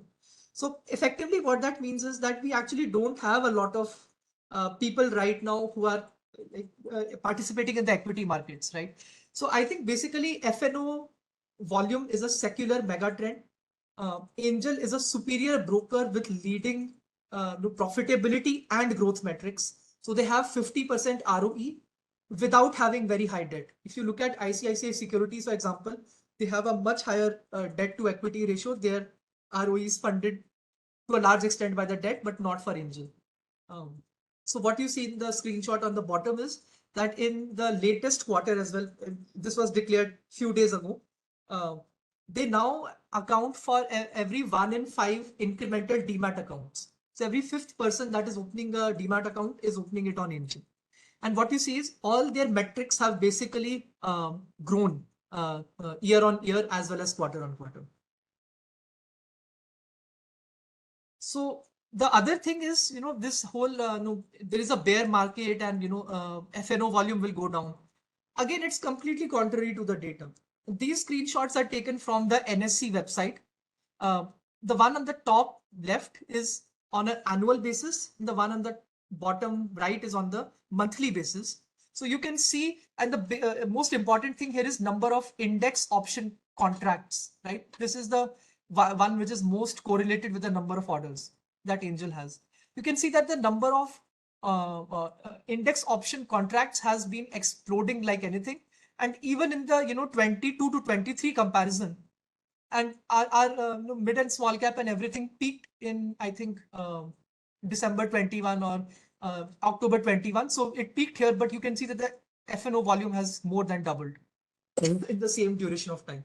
And you can see that the same trend is continuing month on month as well. So it's not that, it peaked with a delay. No, it hasn't peaked yet. If you look at the amount of contracts traded in March, it is the highest at like 540 crore contracts. So FNO contracts are in a secular growing trend year on year and month on month.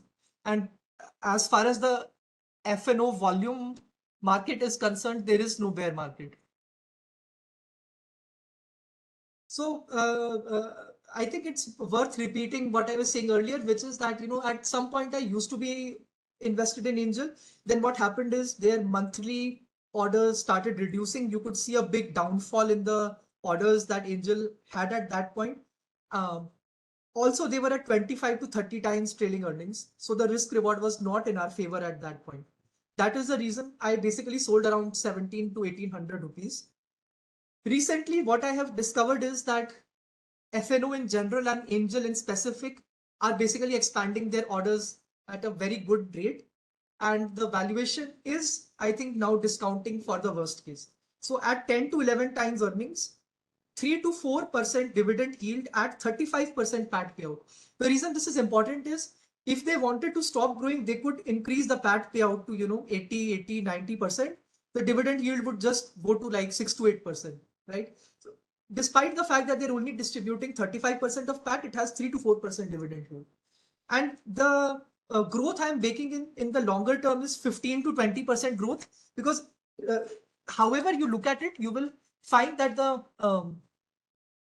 sorry, just 1 minute. I think yeah, one of the slides, I don't know where it went, but I had a fantastic slide on the FNO volume in India and in China and USA. So let me just talk about it since it's not there anymore. One way to look at the proxy is looking at the margin funding. So what is margin funding? Users can say that, I don't have money to trade, and say to their broker, can you give me money to trade, right? And the broker charges them a percentage for it. That is known as margin funding income, interest income, and that is called margin funding. So margin funding in India today is around, the complete book for all the brokers is around order of $1 billion, right? That same thing for China today is $150 billion, 150 times. And for USA is $600 billion, right? So what I'm saying is our markets and specifically FNO markets are very, very under-penetrated and underdeveloped.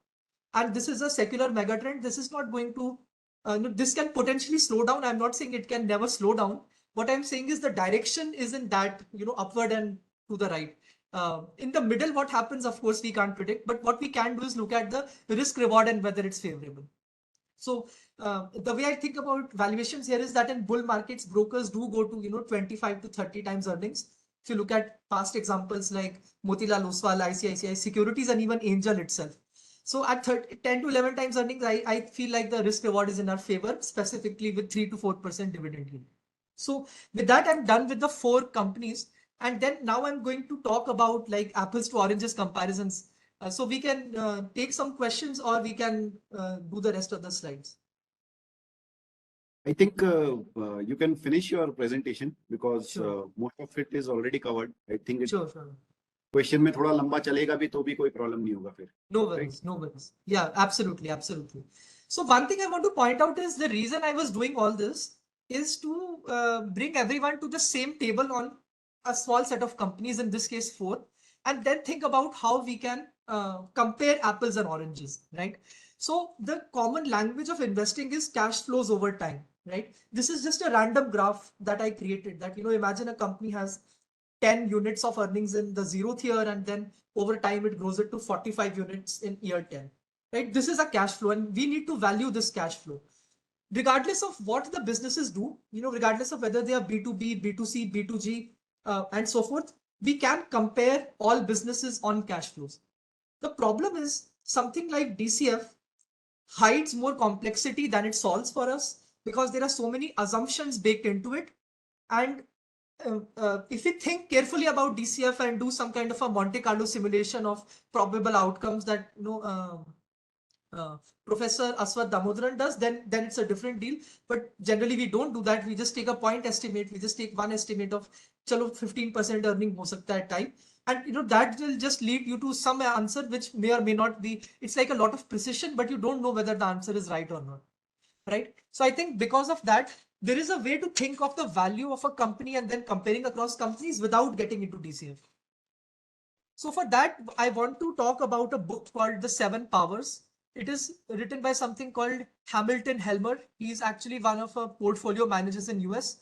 And this is a book of business strategy. And unlike other books, this one is actually written by a person who actually manages money. So he knows what he's talking about because he's an investor himself, a fund manager, and with a good track record. So one of the things he has proven in this book is that the value of a company can be thought of as a product of 4 things, right? One is the capital M, which is the size of the market that they are servicing. Small g is the market growth rate, meaning how is that market expanding over time, right? Because addressable market is not just about what's there today, but it's about what's happening in the future. S is about the long-term market share of the company. What that means is, today that company might have 1% of the market share, but over time, what would that number look like? Would that number be 10% or would it be 0.5% over time? Small m is the long-term differential net profit margin in excess of that needed to cover the cost of capital. What that means is, imagine that a company can cover its cost of capital at a net profit margin of 3%. Then how much more is it making over and above that 3%? That is what decides the value of the business. So if it's making exactly 3%, then it will probably have 0 value. But if it can make more than that 3%, then it will have a large value basically. So this is what value is. Now the thing is, in terms of like how to think of this formula, what I do is I try to think of it in terms of larger buckets that we can track as investors. For example, value of a business will just tell you its intrinsic value. But as investors, we must also think of the price we are paying, right? And that is the valuation aspect of it. That am I overpaying for cash flows or am I underpaying for cash flows? And basically, what I found here is that it's reasonable to keep it very simple, which basically means that for a mediocre earnings growth rate, 50 times earnings is too much. For a mediocre, for a high earnings growth rate, 10 times earnings is too little, right? So if as long as we keep it simple, I think it serves us well. The capital M basically can be mapped to the TAM for the company. Basically, what is the total addressable market for the company? So that is why if you look at the way I have even created the slides, it's around these 4 factors, right? So it's a 4-legged stool that we try to balance as an investor: valuation, TAM, growth, and moats. Because growth basically contributes to both G and S, right? The growth of the market as well as the eventual market share that you end up taking as a company. So when we're thinking of the growth of a company, we're thinking of both those factors. And finally, moat. Moat has a very important role. Moat, or I mean, moat might be too strong a word. I didn't want to take too much space, but competitive advantages. And of course, this is an entire spectrum. Companies like Coca-Cola with a brand are on one side of the spectrum, and then commoditized steel producer is on another side, and everything else is in the middle. But moats basically will impact both the market share and the differential net margin. So basically, if a company is able to have some unique differentiation in the value it creates for its stakeholders, only then will it be able to have a high market share and be able to have a more than sort of cost of capital wala net margin. So with that, I want to then move on to a Excel sheet where we will do some hands-on apples to oranges comparisons. So, hands, apples, oranges, and with that, we'll go to the sheet to do the comparison. So I think this is the last thing that I wanted to talk about. So, I mean, the same 4 companies that we talked about, right? RACL, Angel One, Shivalik, and Saregama. Sahil, if you can just increase the font size, I think it would be better for everyone. Yes, absolutely. Is this better, or maybe a little more? Yeah, this is much better. Yeah. Okay. Okay. So without, going into too much detail, what I wanted to point out is, typically what we can quantify and what we can try to tease apart, break apart is earnings growth rate, right? So the G part of the equation, that's where we can put some amount of effort, try to mathematically model it. So what I've tried to do here for every company is to, use my subjective judgment to figure out that over the next 3 to 4 years, how much could it potentially grow, right? So, I mean, for RACL, I think it could grow 26, for Angel probably 20, Shivalik probably 36. I'm being a bit aggressive here, and I know that I'm being a bit aggressive here. And for Saregama, probably not more than 16%, right? So these are a few like earnings growth estimates that I have taken. So based on these estimates, I have then provided a rating to each of the companies according to my subjective judgment on whether and how good is this earnings growth rate for that company, right? And similarly, I have done that for the moat, the valuation, and the TAM for each of the 4 companies. And each of these is a subjective rating. So I want to point out a few different things here. The first thing is each of these estimation exercises is subjective. There is no ground truth here. What that means is my estimation will always differ from your estimation, whoever the reader or the listener is. I might think that it's 26% today, but based on incremental facts, that might fall to 16, in which case my thesis is broken. That's all it means. But at least if I know this, I know what kind of estimates I'm baking in, and only then will I be justified in owning the company. Otherwise, I'm not just justified, basically. For the moats as well, basically what you'll find is, I mean, if we can just take one example, I have just tried to summarize exactly what we discussed in the slide deck here in the rationale. So based on that rationale, then I have tried to assign it some kind of a rating. And then the most important thing, how do we combine those ratings, right? Again, there is an element of subjectivity here.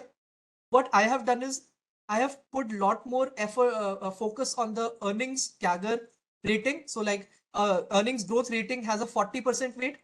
Moats have a 25% weight. Valuation has a 20% weight, and TAM has a 15% weight, right? So I am very over indexed on the earnings growth. Other people can choose to, look at this in a different way. They might say that I want to equally weight them or overweigh one factor versus another. But the idea is very simple. For any company that I now incrementally want to invest in, I must then go over the same process of being able to understand the company, being able to figure out its earnings driver, moat rational, valuation rational, and TAM rational, Basically, what is my rationale? Why do I think that the TAM is large compared to the current size? Why do I think the valuation is either attractive or unattractive compared to where the company potentially can trade in the future? Why I think that the company has some kind of a unique differentiation, and why I think that the earnings might grow in the future, right? And based on all of that, assigning a rating and averaging it according to my factors will then help me decide which companies I should own, and most importantly, incrementally where it makes sense to allocate capital. So what you'll find is a company like Shivalik, where I really like the moat, I don't like the valuation, right? And that then shows up in the rating compared to Angel. And of course, these are all, there's a saying that all mathematical models are wrong. Some are helpful. And I think all that these models can help you with is the directionality, right? There is no ground truth, so to speak. So what my model, at least my model is telling me is right now is that, no, it's better to allocate capital to Angel than to Shivalik or RACL. And in this case, I don't own Saregama primarily because the earnings growth, according to me, it won't be too high. So yeah, I think that's all I had, and we can now take some questions, or I can obviously go in detail over every box here, but that will just be like a repetition of the presentation. Thank you so much, Sahil. Fantastic presentation. So I'll just go through some of the questions which are there on the chat box. Yeah. Just give me a second. Sure. Yeah. So I'll come to. Yeah. So Shashikant asked this question. How much time should we give to a story or a script? People generally say 3 to 5 years. Do you think retail investor like us should give the same 3 to 5 years, or opportunity cost is very important for us? I think you have partly answered this question, but you can expand on it. Yeah, definitely. So I think the answer to that depends on a fine balance of multivariate calculus, basically, right? Variable number one is the thesis intact, is the company executing. Variable number two is the valuation favorable. Is it going to give me the kind of IRR it has given in the past? So imagine a company has doubled in a year. Will it again double the next year, again double the next year, or will it now go down 50%, right? Where is the probability? Is it in my favor or against me? And variable number three, do I have better opportunities? So together they will decide whether I should own it or not. But what I found is it's not easy to own or justify owning a company specifically at a small capital base. So if I had $1 billion to manage, I would obviously not be able to be so agile. But if I have a small enough capital base, even the impact cost of being able to come in and come out is not very high. So we should definitely, in my opinion, take advantage of that agility and flexibility we have as individual investors. Good one. So he has another question, Sashikant. CFO to EBITDA is negative for Shivalik. Is it due to capital WIP or poor CFO? Should we give 43 PE for companies with poor CFO to EBITDA? So I think there is a one of the biggest disservices that I think we have done as an investing community to ourselves is to try and copy the Western investing model, lock, stock, and barrel into the Indian stock market. I think that doesn't work because the underlying fundamentals are different. So the first thing that we have to understand, forget about Shivalik, I'm just talking in general, is that these entrepreneurs have had a very taxing journey over the period of many decades. It used to be a nightmare to run a business, and it has now become a smaller nightmare, or maybe even mildly okay, but by no means are things easy, right? The ease of doing business is nowhere near where it should be. What that means is you will of course find many more examples of Indian companies indulging in things which the Americans or the Westerners might call as a red flag or a black flag or whatever. But I think we have to be a little more charitable in our understanding of what the entrepreneurs are doing. Of course, we need to avoid outright crooks, but there has to be a spectrum on which we operate. If we are going to call every single thing as a red flag, I can assure you, I can find a red flag for every 5,000 of the companies. There is not a single company you can own which won't have a red flag, right? So that's the first point. Now, specifically coming on RACL, Shivalik, what I want to do quickly is go to screener because I want our readers to appreciate one very interesting thing. So if you look at the P&L, I hope you can still see my screen, right? So from 21 to 23, they have doubled their revenues, right? They have doubled their revenues from 200 to 400 crore. Now just think about how a B2B company will be able to double revenues. They will have to do a lot of capital deployment in receivables and inventories. Especially if you're growing fast, you have to buy the inventory upfront. Otherwise, you end up becoming the bottleneck for your customers, right? You can't have that. So there will be a lot of raw material inventory. In fact, that is where the qualitative insights come in. When we look at the annual report, whenever the annual report comes out, we have to find number one, what is the quality of the receivables? Are they very old or are they sort of less than 90 days? Number two, what is the quality of the inventory? Is it primarily raw material? Is it material in transit or is it finished goods, right? So if we find that a lot of the receivables are more than 180 days or a lot of the inventory is finished goods, then we have to get a bit uncomfortable. But as long as it's building for growth, I mean, again, CFO to EBITDA are just shortcuts for like what we are trying to evaluate. Fantastic answer, Sahil. I completely agree with you. And in fact, on this particular topic, I have had a discussion on similar line that every business is different and working capital situation, and specifically if any company is growing really fast. So these things will always be there. So we should not miss the forest for the trees. Sometimes we make that mistakes. Like we just look at one criteria and then we stop. So I really like your analogy here. Yeah, and You- just to, sorry, but yeah. just to give one quick, no, I want to give another example in favor of what I was pointing out. So if you look at Bharat Rasayan, right, they have had a large period of this, negative cash flows, right, negative operating cash flow here, but then it comes back, right? So I think this is, we have to evaluate it on a continuing basis over 2 to 3 years rather than focusing on 1 year and over indexing on it. Right. So next question is from Aniket. Most of the songs on YouTube are uploaded by some random users. So does Saregama get paid if some random user uploads Saregama songs on YouTube? I don't think so. No, I can answer it, Anil sir. There is a couple of nuances here. The first is not all views on YouTube are monetized. The views are only monetized if the channel has at least 10,000 subscribers and a certain amount of views and basically a certain scale, basically, because YouTube wants to incentivize small creators, right? If you don't even have 100 subscribers and we start monetizing, like how will people grow? So that's first thing. The second thing is, if a large channel has uploaded Saregama's IP, they are able to make a IP claim and they will get paid for it. So if some random channel with 1 lakh subscribers has uploaded, then they will get paid for it.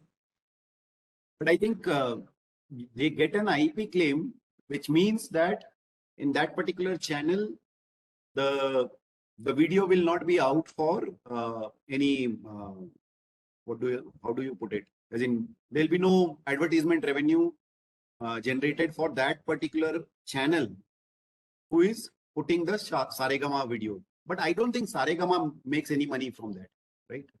Even if they can claim that. My understanding was a bit different, but maybe I'm mistaken. But my understanding came from one of their con calls where Vikram sir had explained that basically, even if it's uploaded to some other channel, they can make a claim and they get paid basically whatever is due to the channel. Like the ads will continue to be showed, because we should also think of it from YouTube's point of view. Why would YouTube want to sacrifice the advertising revenue, right? They need to get the money. So it's more about the allocation. So if Saregama can prove you own the IP, then you get the money rather than the channel.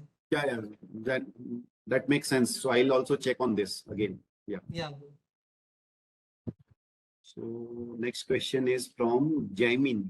Jaimin asks, companies like Saregama have great assets created way back in 90s, but the current management is not being able to create such assets in the last decade. Management is trying to optimize past glory through either Carvana, which was not successful, plus launching clothing line recently. How much weightage one should give past assets versus current assets? So let's look at one very specific thing.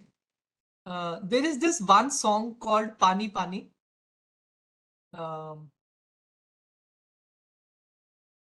I think this is the one. So it has something like 792 million views, right? So this has been a mega hit for Saregama. 792 million is almost like a billion views, right? So actually, I would not put it that way that they have not been able to create assets, but they certainly stopped for like 7, 8 years and they then resumed from like 2020 or so.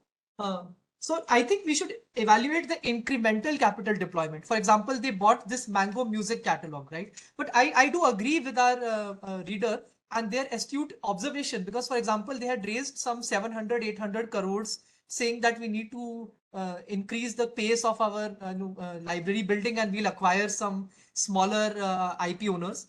But that hasn't happened yet. So they had done a QIP, I think, more than a year ago, maybe, and they still haven't deployed the 700 crores. And in fact, I believe that the QIP was near the point where the top got made. Right. So, Sahil, Apurva asks an interesting question. He says that how many uh, people present here use Angel One as an app? So I don't know what is the answer. As in, basically, he wants to ask this question as to how many users, active users, are there for Angel. So, did you do any? What do you say? As in, check with customers as to how many people are actually using, randomly checking with some of the customers who are using Angel Broker app. Yeah, definitely. And in fact, one of the important things I think is that they have this margin funding that they do, right? That's a big pull for customers. The other thing is, I think they definitely have a very good app, like it has a good interface, and it's probably not better than Zerodha, but they are getting to the point where they are near Zerodha, which in itself is a big deal in my opinion. So the other very interesting thing we have to understand is that the broking domain has a long tail of clients. There are these small, medium brokers. Those are the ones that will most likely go belly up. For example, in this con call, someone had asked Angel that will you increase the cost to trade from 20 rupees per trade to like 40 or something higher. What they said is no, we have such a healthy operating margin. We would not increase it, but the smaller broker might have to increase it because they have a higher cost over a smaller base basically. And that's how they would lose market share and incrementally Angel, Zerodha and Grow might gain market share. So I want to point out one more very interesting thing. Some of the brokers have indulged in questionable tactics for increasing their active clients. What they do is, without taking names, ex-broker calls up people and says that, can you just buy one share? And that will make them an active client, right? If they just buy like one share of Kotak Bank, they become an active client. So I had actively sought feedback to see if Angel does it. I haven't yet heard it, but I do want to point out that the absence of evidence is not the evidence of absence. So like that's still an open question. Right. Uh, so Jaspreet asked this question. With put option, you can't really have a bear market for option players, right? I don't Yeah, know. he's I right. don't understand options. No, he's absolutely right. What he's saying is that the option players can make money even in a falling market. So if you think that the market will fall, just buy put options basically. So by the way, there are two interesting things I want to highlight here. The first is in the previous cycles, the revenue of the brokers was linked to the value of the order. So if Nifty or some index fell from 18,000 to 11,000, automatically your revenues went down. But now rather than being linked to the value, it's linked to the volume of the orders because it's per order, right? 20 rupees per order. So that itself is a decoupling between like what's happening to the market and what's happening here. The second big decoupling is that earlier the most of the revenue for the brokers came from cash segment. But what happened is over time, the brokers have made cash-based delivery free. Only intraday cash is chargeable, right? So eventually the volumes also, and then the fact that there is margin funding and all of that in FNO, lot of volume has gone from cash to FNO. Now what happens is in a bear market, cash segment suffers because in a cash segment, meaning if you have to buy and sell normal stocks, you can't make money in a falling market because every time you want to sell, you lose money. Sahil, But your internet is not working. So we lost you. sorry, can you hear me? Hello. Is it better now?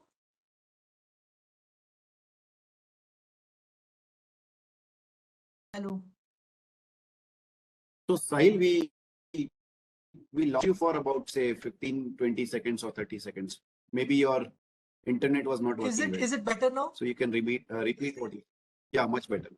You can repeat now. Sorry, until where could you hear me?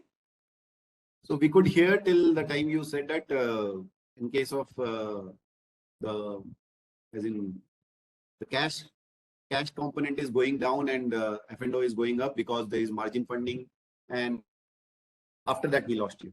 Yeah, so what I was saying is that in the cash segment, it's not possible to make money in a falling market, but in the F&O segment, it is possible to make money in a falling market. In fact, F&O people have a strategy for non-trending market, downward trending market, upward trending market, everything they have a strategy. So the point is, now the belief that you can make money has gone up over time. That may not correlate with facts, because as Nitin sir says, less than 1% people beat FD returns. But the belief has gone up, and that is what funds the volumes. Right. Got it. So I'll move to the next question, Sahil. Yeah. So Amit asked this question. He says, I see a contrarian view. On one hand, you talk about moat of RACL, like their relationship. So those were one of the theses for investment. But when we talk about Angel, their tech is not a moat. Probably grow, end money, have built their super app if they wish to. So question is, like, you analyze RACL, you got some learning. So will you not take this learning applied to Angel? Then you will have different opinion. Yeah, I can answer it. I understood the question. What he's saying is that the moat in Angel is not very visible. But I want to point out a couple of things. One is the moat question will almost never be fully answered. In fact, even for a company like Shivalik Bimetals, where we have such good conviction and confidence, if you were to ask any investor point blank, what can they do what others cannot do? They cannot answer it. Because anything you say they do, I can argue someone else can do it too. They can also build their own machine, right? It's a unique set of factors which comes together, which leads to companies being able to do well. So one thing I place a lot of emphasis and focus on is numbers over narratives. So things like moats are the way for us to explain to our human mind so that we can hold through a drawdown. But what really matters at the end of the day are numbers. If you can grow with high ROE, that's what matters. So Angel has been able to grow with high ROE. So my point is, they are completely correct that someone like End Money or Grow can also build a super app. But they need to build that app, right? So let them build that app. If they're able to build that app and they have a good traction among users, at that point, I'm more than happy to sell, right? Because I'm not permanently investing. Right. So Ashwin asked this question. Nitin Kamath has a different story as far as the growth of discount brokers is concerned. Why do you think Angel will do well when their competitor is saying growth is slowing? Because it is slowing. If you look at the data, Zerodha is losing active clients, but Angel is not. So I mean, it's so by the way, there's one very interesting thing we should understand. Zerodha has a policy of doing no marketing. So they don't run any ad campaigns. It's completely organic, basically. So Zerodha has a very different strategy itself compared to Angel. Angel does marketing and they have obviously ROI calculations on the marketing, right? So it could completely be a. Sahil, we again lost you.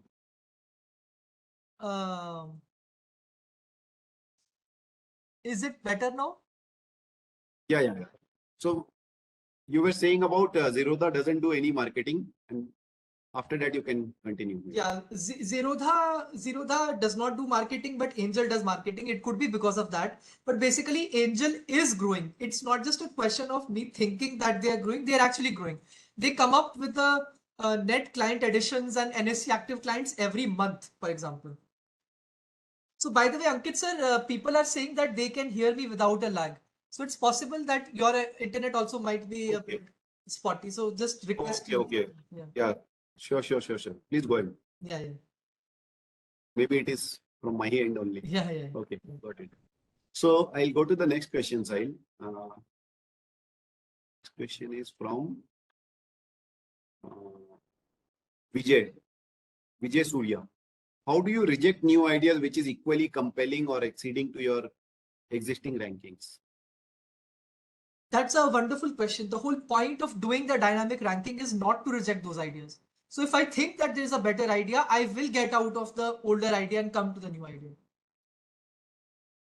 Right.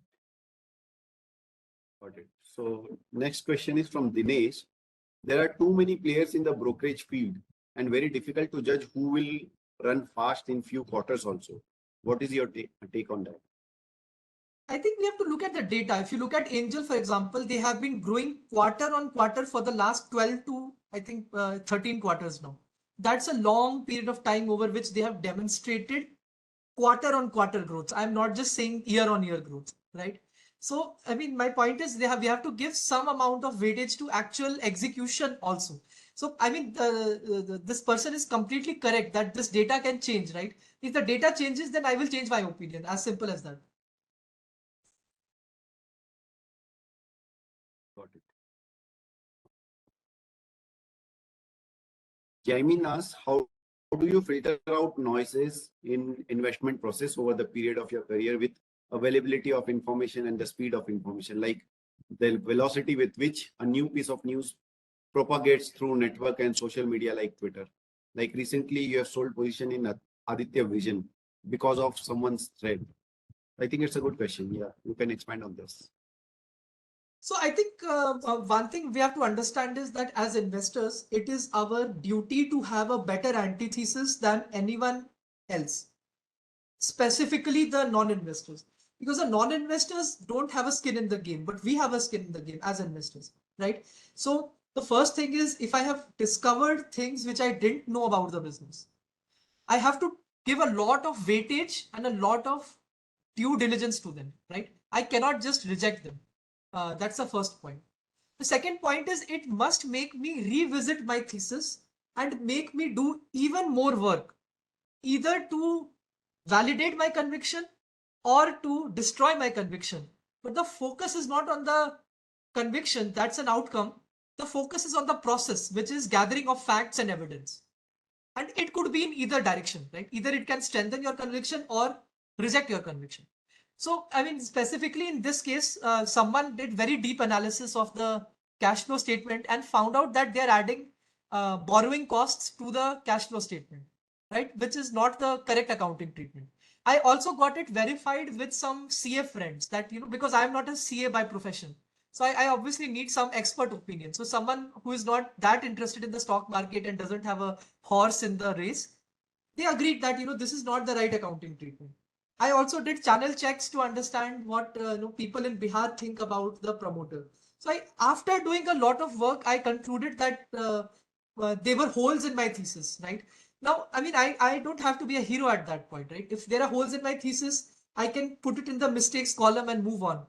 So, I mean, by the way, I wish nothing but the best for the Aditya Vision shareholders. I hope they do great. But I have 5,000 other opportunities.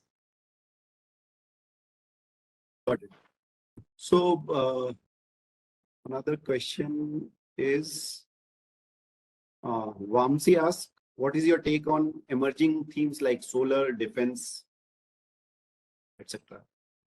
So actually, to be honest, I do own a company which is sort of in defense. But one thing we have to understand is my threshold is always uniqueness of capabilities. If it's a Me Too company, if I cannot differentiate it from 5 other companies, then I'm not interested in it. As simple as that. The second thing is in the solar space specifically, I have tried hard to find a differentiated company. I have not been able to.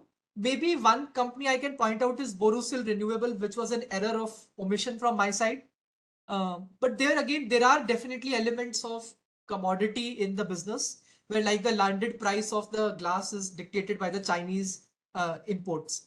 So my point is I have not been able to find a company with good characteristics basically. If I did, then I would love to invest. One quick last thing, the shunts that Shivalik make do go into and can go into the energy storage for solar farms. So if there's a solar farm and there's like a storage element there where you want to store the energy from the farm, the shunts would get used there. So there is some element, but it's not a big element to the thesis. So, Sahil, I think I've covered most of the questions. Some are not so important, I guess. Uh, One question is again from Ayush Ji. Uh, how do you think of valuations? How do you imagine that Angel can trade at 30 to 40 P? If not, why? Despite it have more TAM versus say a Shivalik, and other names trade at say 30 P versus half of Angel. Yeah, I think that's a great question. Basically, he's talking about the psychology and the emotional aspect of investing, so to speak, where like we prefer some stories over another, right? So I think a lot of investing and specifically PE ratios are dictated by the narratives that we as investors build for ourselves and for our community. Um, there is this saying, never let facts get in the way of a good story. Um, at the end of the day, a lot of this is about the subjective opinion of what will happen 2 decades or 1 decade later, right? A lot of the PE ratio is capturing the terminal value of the business. Now, I can make arguments against the terminal value for most B2B businesses. I mean, specifically for someone like Shivalik that makes shunts, there are companies based out of, I think, Japan or Korea, which are making substitute products which can take away the market from shunts. The reason I'm pointing this out is the terminal value is always in question. So, like, what can the business be worth or be doing after 2 decades? We really don't know, to be honest. And on the other side, for companies like Angel, the concern on terminal value is far higher today when the valuation is lower, right? Now, on the question on can it trade at 30 to 40 times earnings, I think the answer here is I never say no, but I would not bet on that. What I would bet on is what has happened in the past, because we know that there are cycles in human psyche, right? Where like in the down cycle, we will try to find all kinds of bare thesis, antithesis, and all kinds of faults in the company. In the up cycle, we will try to justify at every price point why it should trade at a higher multiple. So what I've seen in the past is that brokers do go to 25 to 30 times trailing earnings. That has been when I look at the graphs for Motilal Oswal, ICICI Securities, and Angel. So that's the limit of where I would keep my thesis. And if it goes even beyond that, then I haven't planned for it, to be honest. Right. So, do we have time for last two questions? Yeah, definitely. Yeah. So, one question somebody asked, Vamsi asked, do you invest in cyclicals like metal, sugar? Are they too much pain and better to ignore? What is your take? So I think there is generally no right or wrong answer in investing. It's about our own psyche and what we are comfortable with. The reason, so by the way, the one question that nobody asked, let me ask it and then answer it, which is that why do I even look for moats when I'm typically not going to hold a company more than, let's say, 2 to 3 years based on the business cycle? Because the point is, even for companies that have moats, the business cycle and the trajectory and path of growth will always be noisy. So some years there will be 30-40% growth, and then there will be flat years also, right? So why do I look for moat? The reason is, in case we get trapped, we are trapped with a wonderful company. And eventually those wonderful companies will recover, right? With companies like sugar and sugar and metals, the fundamental problem is we really don't know when they will recover, the extent of that cyclicality, how shallow or deep it is, and like can it last for 2 years or 7 years or 8 years, and also who will emerge with a larger market share at the end of the cycle, right? So that's why moats are important. In case you get trapped, you are it's a safety net for you. Right. So, Sahil, another question been asked by Shivam. Which books and investors have shaped your investment journey? I think this is a good question to end the session with. Definitely. So in terms of investors, the entire community of value picker, Donald sir, Ayush sir, Hitesh sir, Abhishek sir, Ankit, Anant, Sandeep sir, uh, Rupesh sir, a lot of very active investors, and then my peers like Ish Mohit, uh, Chinmay, Harsh, Nirvana, a lot of brilliant young as well as experienced investors have helped and shaped me. In terms of the in investing uh, uh, books, right? So for books, I think the kind of books I find most attractive are strategy books because they get to the heart of how value is created. A lot of the others are more like practitioners books like do X, do Y, but they feel more in the realm of like dogmatic literature versus strategy books are getting to the heart of why things work and like what companies should try to do in order to create value. So the drivers of value rather than the end product of those actions. So things like Seven Powers, Michael Porter's books, these are wonderful books that I have learned a lot from practically. So it's not just gyan, investing gyan, but rather practical knowledge. Thank you so much, Sahil, for your time and for this wonderful session. And thank you so much, all of you who have been patiently hearing and asking some really good questions. We'll put the recording available by tomorrow on our Mission Smile app and the web version. And maybe by the end of this weekend, we'll make it available on our YouTube channel also. Thank you so much once again to all of you. Have a nice weekend. Thank you, Sahil. Sir. Thank you. Take care. Bye.